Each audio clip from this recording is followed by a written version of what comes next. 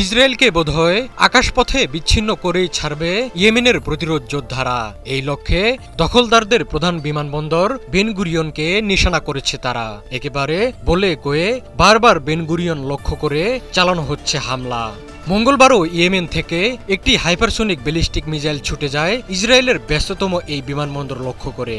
এ নিয়ে গত 5 দিনে চতুর্থবারের মতো হামলার লক্ষ্যবস্তু হল বেন গুরিয়ন বিমানবন্দর। সবশেষ হামলায় হাইপারসোনিক ব্যালিস্টিক মিসাইল প্যালেস্টাইন 2 ব্যবহার করেছে প্রতিরোধ যোদ্ধারা।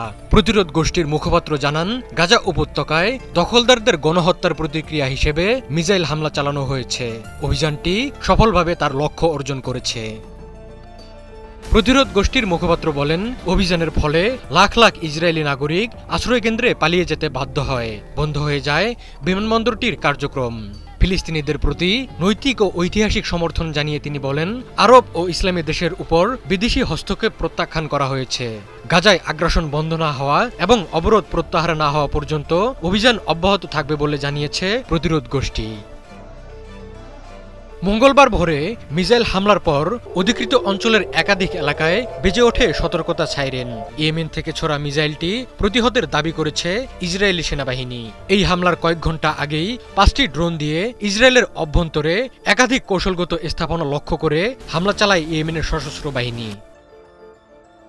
সোমবার প্রতিরোধ গোষ্ঠীর রাজনৈতিক ব্যুরোর জ্যেষ্ঠ সদস্য মোহাম্মদ আল বুখাইদি হুঁশিয়ারি দিয়ে বলেন, ইসরায়েল ইয়েমেনের উপর হামলা জোরদার করলে ইয়েমেনও তার পাল্টা আক্রমণ আরও তীব্র করবে। 2023 সালের অক্টোবরে গাজায় ইসরায়েলের গণহত্যা শুরুর পর ফিলিস্তিনের প্রতি সংহতি জানিয়ে বহু সামরিক অভিযান চালিয়েছে ইয়েমেনের প্রতিরোধ যোদ্ধারা।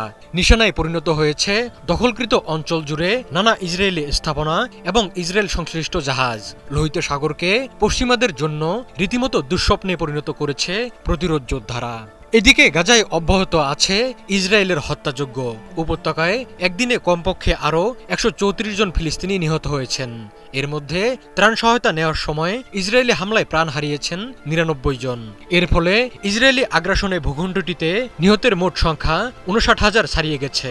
গাজায় চলমান ইসরায়েলি হামলা বন্ধের আহ্বান জানিয়ে কঠোর বিবৃতি দিয়েছে বিশ্বের 25টি দেশ। যুক্তরাজ্য, ফ্রান্স, অস্ট্রেলিয়া, কানাডা এবং ইউরোপীয় ইউনিয়নের নেতৃত্বে যৌথ এই বিবৃতি দেওয়া হয়।